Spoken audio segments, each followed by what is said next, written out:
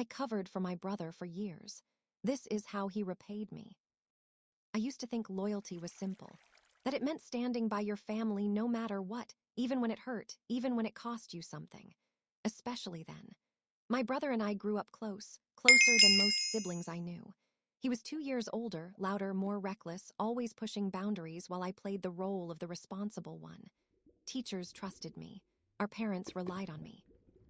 And somehow, without anyone ever saying it out loud, I became the buffer between my brother and the consequences of his own actions.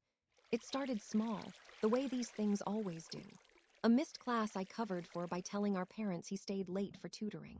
A dented car I took the blame for because he had a future, and I could handle the punishment better.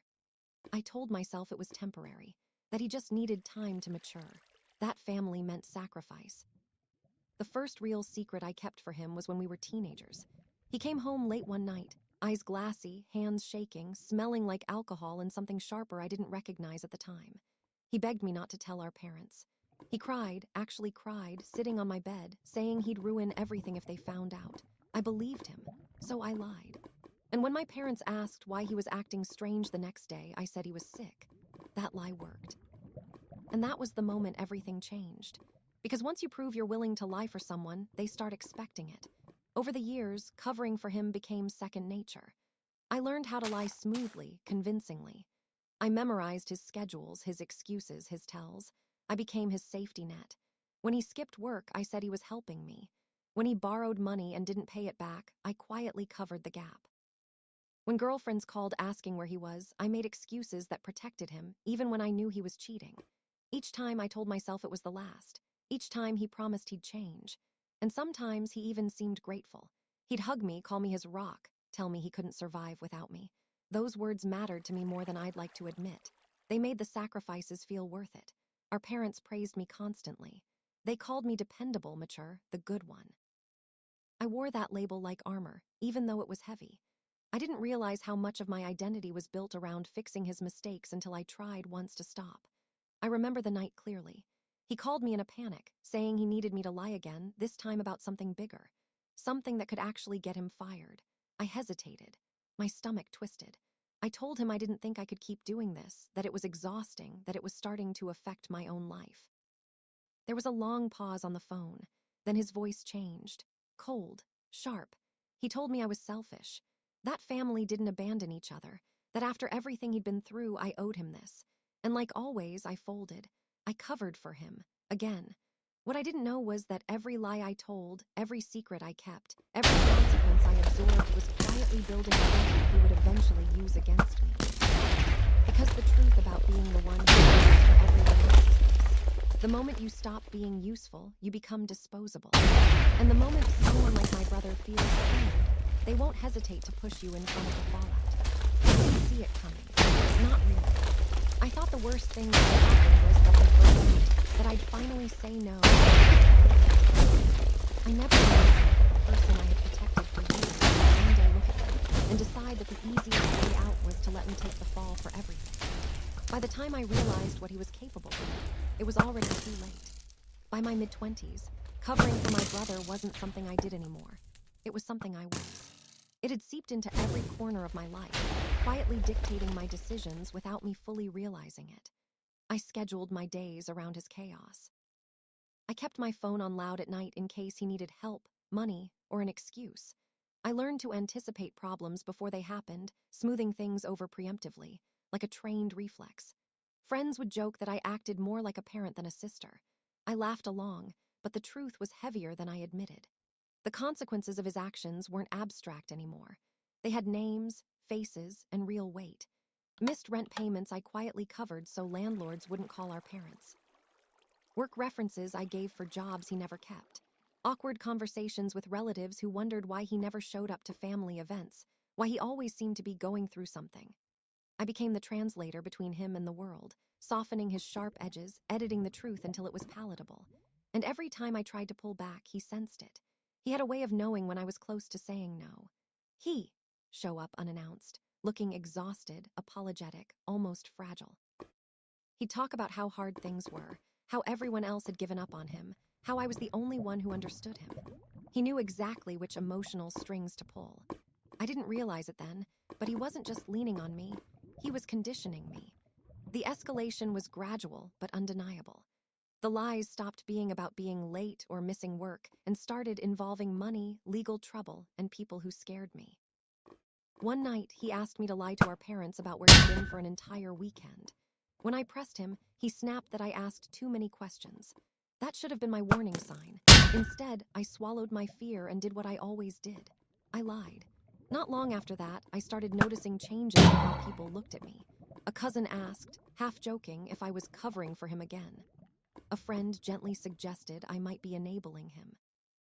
Even my mother, once so proud of my reliability, began asking pointed questions, questions that made my heart race.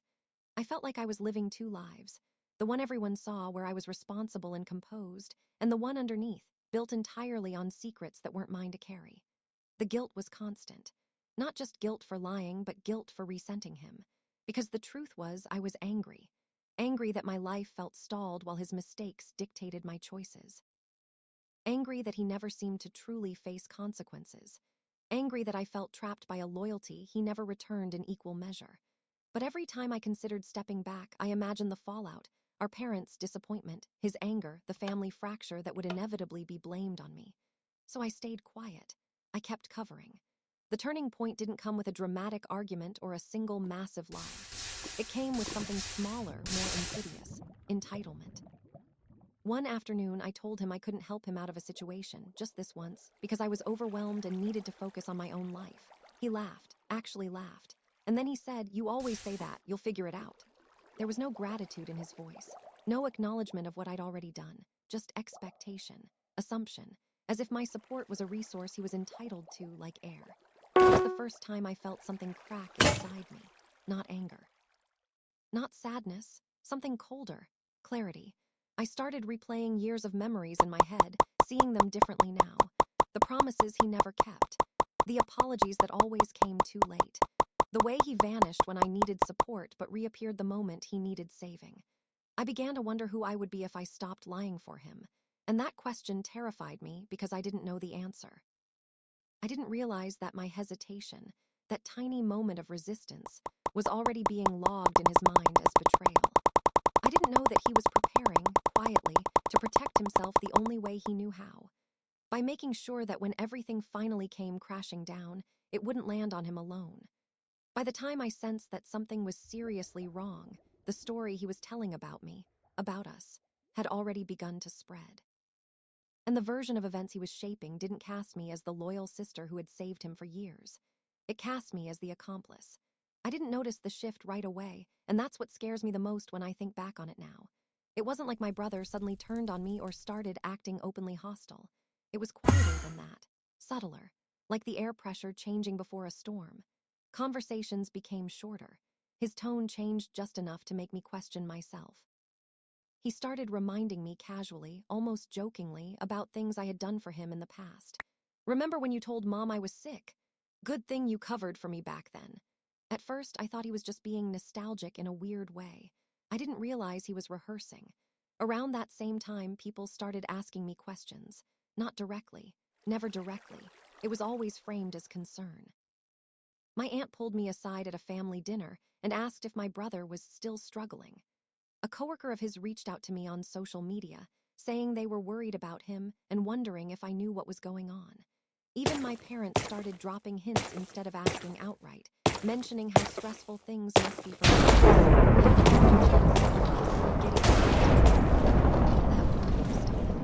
get each other into trouble. I started repeating that phrase over and over in my head because it certainly hadn't come from me. I hadn't told anyone about the extent of what I'd been covering. I had been careful, too careful. The realization hit me slowly and then all at once. He had been talking. Maybe not confessing, but shaping a version of events. One where I wasn't the helper, but the partner. The more I paid attention, the more I noticed it. The way he would casually mention in front of others that I handled things well. The way he'd laugh and say, "We've always had each other's backs," while looking directly at me, daring me to contradict him. I felt trapped in real time. If I corrected him, I'd expose myself. If I stayed silent, I'd confirm the implication. So I did what I had always done. I stayed quiet. And the silence worked, just not in my favor. The story grew without me. People started assuming things. That I knew more than I said, that I had helped him hide things, that I was involved. And the worst part was, technically, they weren't wrong. I had helped him, just not in the way they imagined. Not for my own gain, not to hurt anyone. But nuance doesn't survive once a narrative takes hold. I confronted him one night, quietly, carefully, like someone approaching a wild animal. I told him I felt like people were starting to look at me differently. That things felt off. He didn't deny it. He just shrugged and said, "I mean, you were involved." The words knocked the air out of my lungs. "Involved how?" I asked, my voice shaking. He looked at me like I was stupid. "You covered for me, that's involvement." I reminded him why I did it, how he begged me, how he promised he'd change, how he said I was the only one he trusted. His expression hardened. "No one forced you," he said. "You chose to help." That was the moment I realized how differently we remembered the same years. To me, they were sacrifices. To him, they were leverage. After that conversation, I started pulling back, not dramatically, not enough to alert him. I stopped answering every call. I said no more often. I started documenting things, dates, messages, conversations, without fully understanding why. I just knew deep down that something was coming. And I wanted proof of who I really was before he finished deciding who I would be to everyone else. The final warning came from my mother. She called me one afternoon, her voice tight, controlled in that way parents get when they're trying not to panic. She asked me if there was anything she should know. If there was something my brother was protecting me from. That's when I understood how far the story had traveled. He wasn't just deflecting blame anymore. He was distributing it. Carefully. Strategically. Making sure that when the truth finally surfaced, it wouldn't be clear where his responsibility ended and mine began. I hung up the phone and sat there, staring at the wall, realizing that the person I had spent years shielding was now slowly positioning me as his shield. And I knew, absolutely knew, that when everything came out, he wouldn't hesitate to let me take the hit. Because from his perspective, I always had. The first time someone officially blamed me for my brother's actions, it felt unreal, like a mistake that would be corrected if I just explained myself clearly enough. I was wrong about that. It happened on an ordinary weekday afternoon, the kind where nothing feels important until suddenly everything is. I got a call from my mother asking me to come over because we needed to talk. That phrase alone made my stomach twist. When I arrived, my father was there too, sitting stiffly at the kitchen table. My brother was. That should have been my first clue. My mother didn't waste time. She asked me why I hadn't told them about the situation. When I asked what situation she meant, my father slid his phone across the table. On the screen was a message from my brother, a long one, carefully written, calm, reasonable. It described months of mutual decisions, shared responsibility, and help covering things up so no one would worry. He didn't accuse me directly, but he didn't protect me either.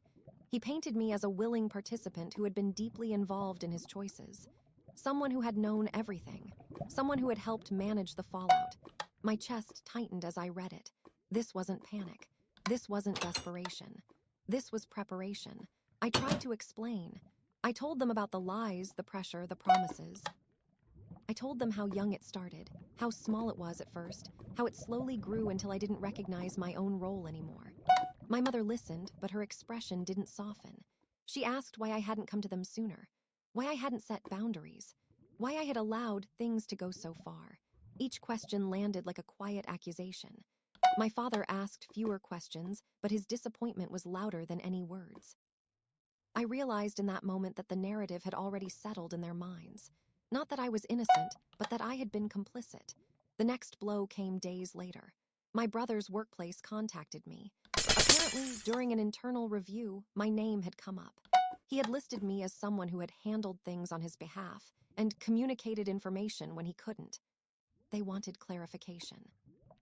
I remember sitting there, staring at my phone, my hands shaking, thinking about all the times I had helped him avoid exactly this kind of scrutiny. And now he was offering me up as evidence of transparency. I went in for the meeting thinking honesty would save me. That if I explained the emotional context, the family pressure, the imbalance of power, they would understand. They didn't. They listened politely. They took notes. They asked why I hadn't reported concerns earlier. Why I had agreed to speak on his behalf. Why I hadn't documented anything. Every answer I gave only dug me deeper. Because the truth was, I had never expected to need proof against my own brother. When I left that building, I felt hollow. Not angry, Not even shocked, just empty. The fallout spread quickly after that. Family members stopped calling. Friends grew distant. Conversations felt strained, cautious, like everyone was afraid of saying the wrong thing around me. I could feel the shift in how people saw me. Not as the responsible one anymore, but as someone involved in something messy. Someone who couldn't be fully trusted.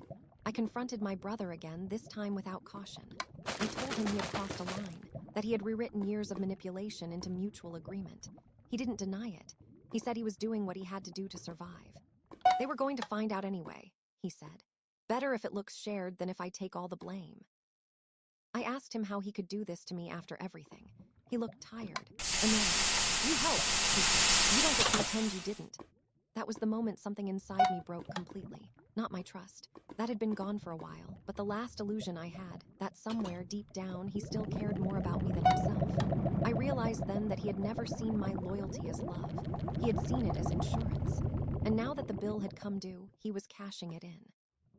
I went home that night and cried harder than I ever had before, not just for what was happening, but for the years I had spent believing that protecting him was the same as being valued. In the days that followed, I started doing something I should have done a long time ago. I stopped protecting him. Not loudly, not dramatically. I just stopped correcting narratives in his favor. I stopped offering context that softened his choices. I told the truth when asked. And slowly, painfully, I began preparing for the reality that even with the truth on my side, I might still be the one who paid the price. Because when you spend years covering for someone, the world doesn't see you as a victim when it ends. It sees you as part of the damage. The consequences didn't arrive all at once. They trickled in slowly, methodically, like water seeping through cracks in a wall until one day you realize the foundation is compromised. At first, it was subtle things, emails that went unanswered, conversations that felt clipped, invitations that quietly stopped coming. Then it escalated. I was called in for a formal meeting at my own workplace, something I never imagined would happen because of my brother. Someone had contacted them out of concern, claiming I had been involved in covering up misconduct. No specifics, no accusations that could be easily disproven, just enough smoke to justify scrutiny. I sat in that office, listening as HR explained that while there was no immediate action being taken, they needed to document the situation for transparency. Transparency. The word made me want to laugh. Everything about my life suddenly felt exposed and misunderstood at the same time. I asked if my brother had contacted them directly. They wouldn't say. They didn't have to. I knew. He had learned how to protect himself by spreading responsibility outward, and now he was using that skill with precision. After that meeting, I started sleeping badly. Every email notification made my heart race. Every unknown number felt like another shoe about to drop. I replayed years of decisions in my head, searching for the moment where I could have chosen differently. There were so many. But regret is cruel like that. It only shows you the exits after the building is already on fire. The worst part wasn't the professional fallout. It was the isolation. People didn't confront me. They didn't ask for my side. They just adjusted their distance. Friends who once trusted me with their own secrets suddenly seemed cautious. Family members spoke to me like I was fragile or worse, suspicious. I became hyper-aware of how often my brother's name came up in conversations that went quiet when I entered the room. I tried once more to reason with him. I told him the situation was spiraling, that I was being questioned, that my reputation was taking real damage. He responded hours later with a single message. I can't deal with this right now. That was it. No apology, no concern, just distance. And that distance hurt more than any accusation. Because it confirmed what I had been avoiding for years. When things got hard, he disappeared. I was only useful when I could absorb impact. When I couldn't, I was inconvenient. I started therapy around that time, mostly because I didn't know where else to put the weight of everything. Saying the words out loud, hearing myself describe years of covering, lying, minimizing, it was uncomfortable in a way that felt necessary. My therapist didn't call me weak. She didn't call me complicit. She called me conditioned. She talked about responsibility versus accountability, about how protecting someone repeatedly teaches them they will never have to protect themselves. That idea stayed with me. I realized my brother wasn't just reckless, he was practiced. He had spent years learning that someone else would clean up after him. That someone had been me. The breaking point came when my parents asked me to give him space because he was under a lot of stress. I stared at them, stunned. After everything, after watching me unravel, they were still centering his comfort. I understood then that this wasn't just about my brother. It was about a family system that had quietly designated me as the absorber of discomfort, the one who could handle it, the one who always would. That night, I made a decision that terrified me. I wrote everything down: dates, messages, conversations, times he had asked me to lie, times he had promised to change, times he had implied I owed him. I didn't send it to anyone, not yet, but for the first time, I documented the truth without editing it to protect him. It felt like reclaiming something I had lost: my voice. I didn't know what the outcome would be. I didn't know if telling the full truth would clear my name or destroy what was left of my family relationships. But I knew this. I couldn't keep sacrificing myself to preserve someone else's image. Not anymore. The cost had already been too high. And as I sat there, staring at pages of my own handwriting, I realized something that made my chest ache. My brother hadn't ruined my life in one dramatic betrayal. He had done it gradually, with my help, by letting me believe that loyalty meant silence. And now, the only way forward was to stop being quiet, even if it meant standing alone. Telling the truth didn't feel brave. It felt like stepping off a ledge and waiting to see if the ground would meet me or disappear completely. I didn't announce anything dramatically. I didn't post online or call a family meeting. I started where I had to, with the people who had authority over my future. When HR contacted me again, asking for clarification after new information had surfaced, I brought the documentation. All of it.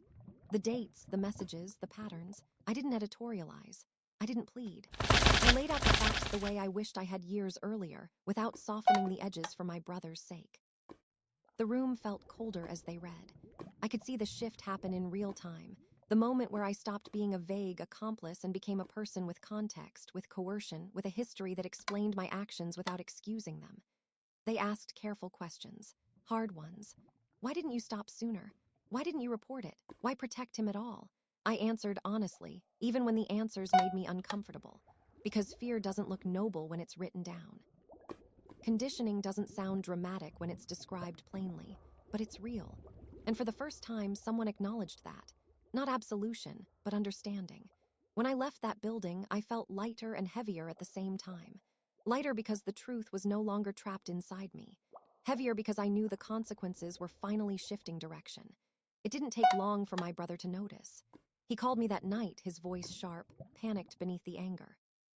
He asked what I had told them. I told him the truth, not my version, the truth. There was a long silence, then an explosion. He accused me of betraying him, of ruining his life, of throwing him under the bus to save myself. The irony almost knocked the breath out of me. I told him I had spent years standing in front of that bus, that I was done. He hung up on me. The fallout was immediate. Family members took sides, even if they pretended not to. My mother cried and asked why I couldn't have handled things more quietly. My father stopped calling altogether. Relatives reached out with carefully neutral messages that all sounded the same. We hope you both can heal. As if this were a mutual misunderstanding instead of a slow-motion collapse engineered by imbalance and silence. My brother stopped contacting me completely. At first, that hurt more than I expected. Then I realized something unsettling. I felt calmer without him. No sudden crises, no late-night calls, no pressure to fix something that wasn't mine.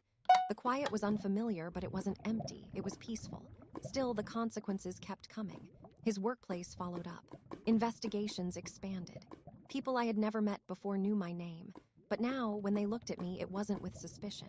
It was with something closer to caution. Respect, maybe. Or at least recognition that I wasn't the villain he had framed me as. The hardest conversation came when my parents finally asked me to explain everything from the beginning. Not defensively, not accusingly, just tired. I told them things I had never said out loud before. How young it started, how scared I had been, how often I had tried to stop. My mother cried. My father stared at the floor. They didn't apologize, not really. Something shifted. They stopped asking me to fix things. They stopped asking me to protect him. And that, strangely, felt like progress. The realization that stayed with me most was this: my brother didn't panic because I told the truth. He panicked because he lost control of the narrative. For years, silence had protected him. My loyalty had given him cover. And the moment that cover disappeared, so did his power. I wasn't sure what the final outcome would be for him or for me. I still faced consequences. My reputation wasn't magically restored. Trust doesn't snap back into place once it's been bent. But I was no longer carrying his weight on my back. And for the first time in my adult life, I was allowed to be just myself, imperfect, honest, and no longer responsible for someone else's survival. That freedom came at a cost, but it was a cost I was finally willing to pay. I thought once the truth was out, I'd feel vindicated. I didn't. What I felt instead was a complicated mix of relief and grief, like finally setting down a weight only to realize how deformed your hands have become from carrying it for so long. The news about my brother didn't reach me directly. It came in fragments, whispers from relatives, vague updates from my parents, an email from HR letting me know the situation had resolved itself externally. I knew what that meant.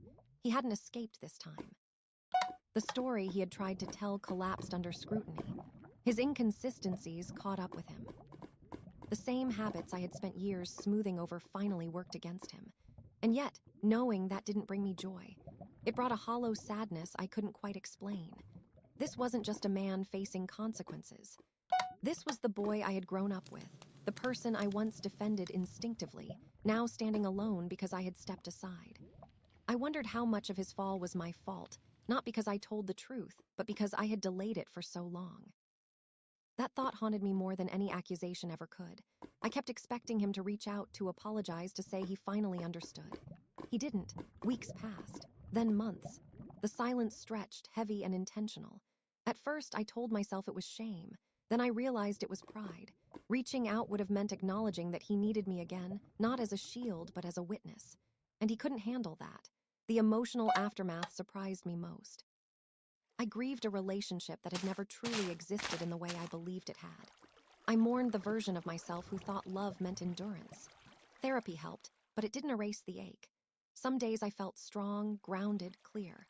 Other days, guilt crept in uninvited, whispering that I had abandoned him when he needed me most. On those days, I had to remind myself that needed and used are not the same thing. Family gatherings became strange. My brother wasn't mentioned often, but his absence was loud. My parents tiptoed around the subject, as if nomming him might fracture something already fragile. I noticed how often they checked in on me now, how careful their words were. It felt like a quiet acknowledgement, an unspoken apology for expecting me to be endlessly capable. I didn't push them. Healing, I learned, doesn't always require confrontation. Sometimes it requires space. Professionally, things stabilized slowly. I wasn't punished, but I wasn't untouched either. Trust had to be rebuilt, conversations had to be had, assumptions had to be corrected. I showed up consistently. I told the truth without over-explaining, and gradually the shadow lifted. The strangest realization came one evening when I noticed I hadn't thought about my brother all day. Not with anger, not with sadness, not at all.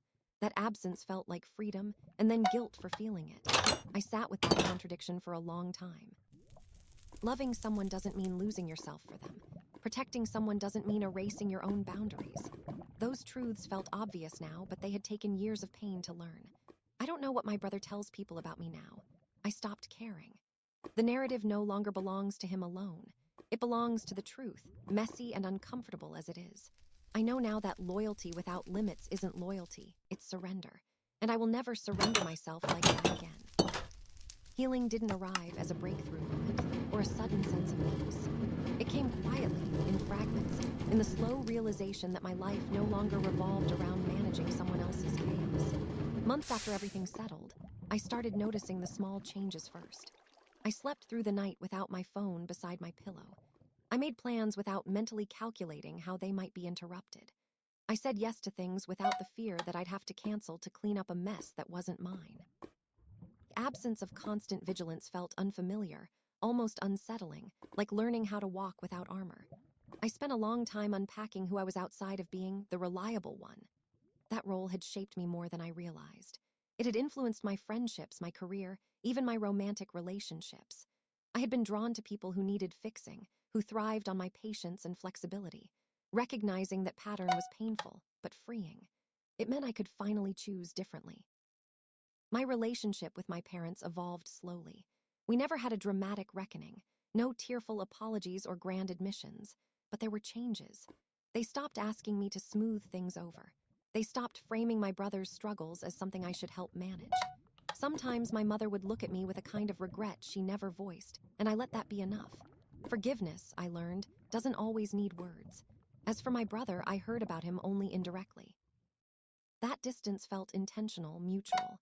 I didn't seek updates, and I didn't avoid them either. When his name came up, I felt less emotion than I expected. Not anger, not longing, just acceptance. The person I had spent years protecting no longer existed in the way I remembered him. Maybe he never had. And that truth, once devastating, became grounding. It allowed me to stop chasing closure from someone who couldn't give it. The biggest shift came in how I treated myself.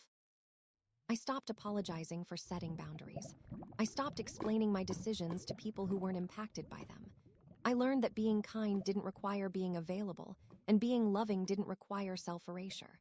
For the first time, my loyalty was directed inward. I trusted my instincts again. I honored discomfort instead of dismissing it. And slowly, my confidence returned, not the brittle kind built on approval, but the steady kind that comes from self-respect. One evening, long after the chaos had faded, I sat alone in my apartment, reflecting on the years I had lost to silence and obligation. I didn't feel bitterness. I felt clarity. Those years had taught me something invaluable. That responsibility without consent becomes exploitation, and love without limits becomes control. I had confused endurance for virtue. I knew better now. I don't tell this story because I want sympathy. I tell it because there are so many people quietly carrying someone else's consequences, believing it's their duty, believing they are strong enough to absorb the damage. Strength isn't in how much you can endure for others. It's in knowing when to stop. If I could speak to the version of myself who kept saying, just one more time, I would tell her this. You are not selfish for choosing yourself. You are not disloyal for telling the truth. And you are not responsible for someone else's refusal to grow. Walking away didn't make me heartless. It made me whole. And while the cost was high, the life I reclaimed was worth every difficult step it took to get there. I thought after everything that had already happened, there wouldn't be much left to feel. Anger had burned itself out. Disappointment had settled into something dull and heavy. What I didn't expect was the exhaustion, the kind that doesn't come from lack of sleep, but from realizing how much of your life was spent propping someone else up while quietly letting yourself collapse.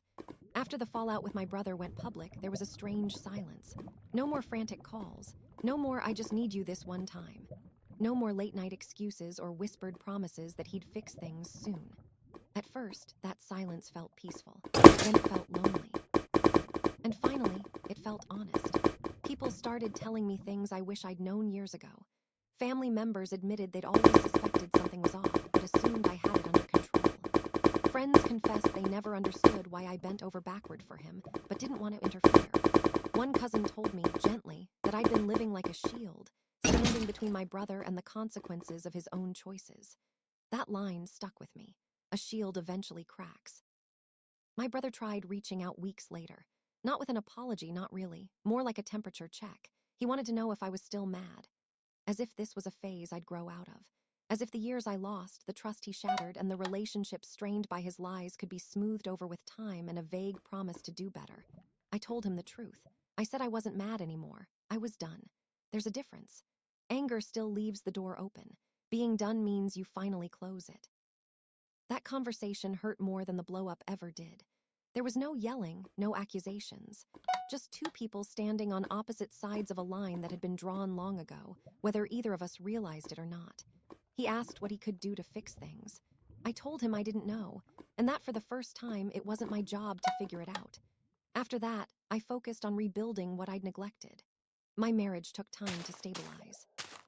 My partner admitted they'd felt like they were always competing with my brother for space in my life. That hurt to hear, but it was fair. Trust doesn't snap back into place. It has to be earned again, slowly, through consistency and honesty. I also had to face something uncomfortable. Part of me liked being needed, being the reliable one, the fixer. Letting go of that role felt like losing an identity. Without my brother's chaos to manage, I had to confront my own boundaries, or lack of them. Therapy helped. So did learning how to say no without immediately justifying myself. Every now and then I hear updates about my brother. Some good, some bad. I don't chase the details. I don't step in. And that's the hardest part, accepting that loving someone doesn't mean saving them, especially when saving them only teaches them to keep drowning. If there's one thing I wish I could tell my younger self, it's this. Loyalty doesn't mean self-sacrifice without limits. Family doesn't get a free pass to burn your life down just because you share blood. And helping someone who refuses to help themselves isn't kindness, it's permission. Covering for my brother felt like love at the time. Now I see it for what it was: fear of conflict, fear of abandonment, fear of watching someone fail. Letting him face the consequences was the most honest thing I ever did for both of us. I don't know if we'll ever fully reconcile. Maybe we will, maybe we won't. But for the first time in my life, that outcome isn't something I'm willing to destroy myself over. And strangely enough, that's what finally feels like peace.